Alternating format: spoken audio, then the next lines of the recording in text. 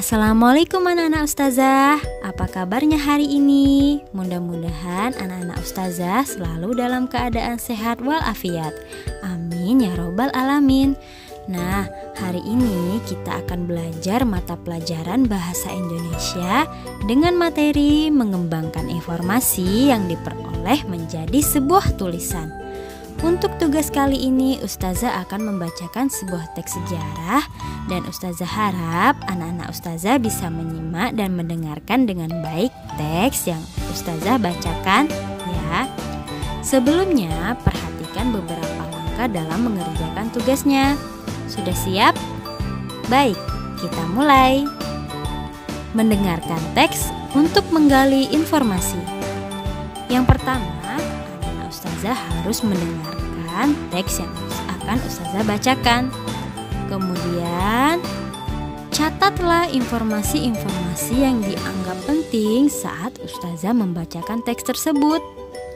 Yang ketiga, informasi-informasi yang sudah dicatat tadi, buatlah ke dalam bentuk pertanyaan dengan menggunakan 6 aspek kata tanya.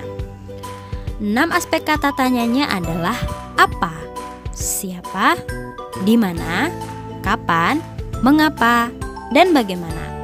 Kemudian dibuat ke dalam bentuk peta pikiran. Setelah membuat ke-6 pertanyaan tersebut, ceritakanlah pendapat anak-anak ustazah tentang teks sejarah yang ustazah bacakan dengan menggunakan bahasa sendiri sehingga menjadi sebuah tulisan yang baru. Baik, kita mulai ya. Siapkan pena dan bukunya. Jangan lupa catat setiap informasi penting yang ustazah bacakan. Benteng Marlborough. Benteng Marlborough adalah benteng peninggalan Inggris di kota Bengkulu.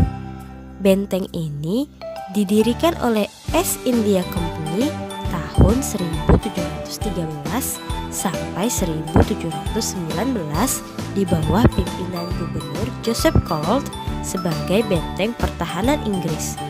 Konon, benteng ini merupakan benteng terkuat Inggris di wilayah timur setelah benteng St. George di Madras, India.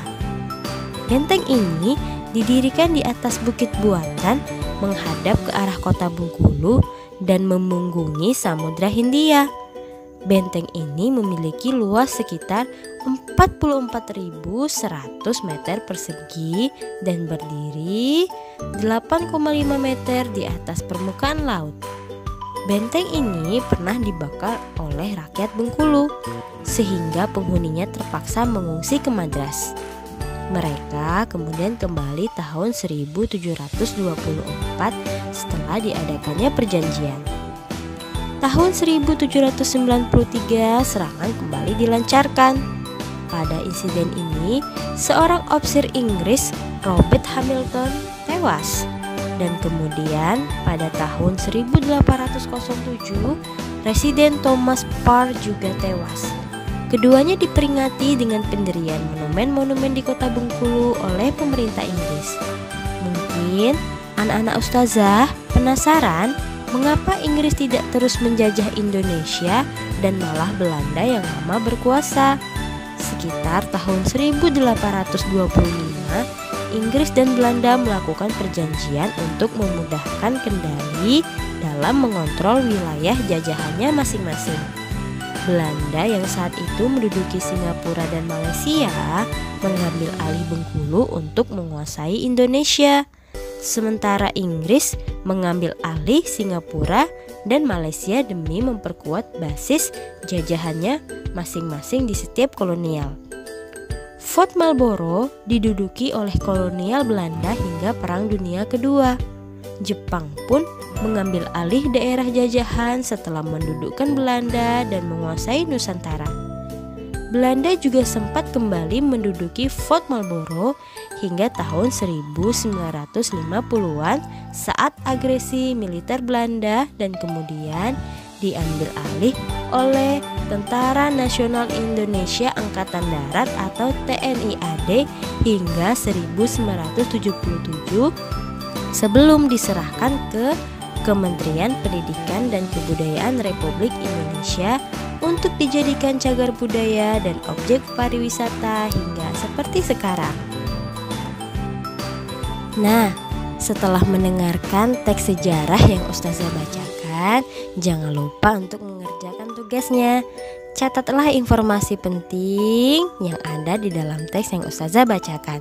Kemudian, buatlah pertanyaan menggunakan 6 aspek kata tanya dalam bentuk peta pikiran. Setelah itu, kemukakanlah pendapat anak-anak Ustazah mengenai teks sejarah yang Ustazah bacakan. Selamat mengerjakan ya. Jangan lupa di rumah untuk tetap terus belajar dan murojaah ya. Jangan lupa juga berdoa kepada Allah Subhanahu wa Ta'ala agar virus corona cepat hilang dari muka bumi, sehingga kita bisa belajar normal seperti di sekolah dulu. Sudah dulu ya materi kali ini. Wassalamualaikum warahmatullahi wabarakatuh.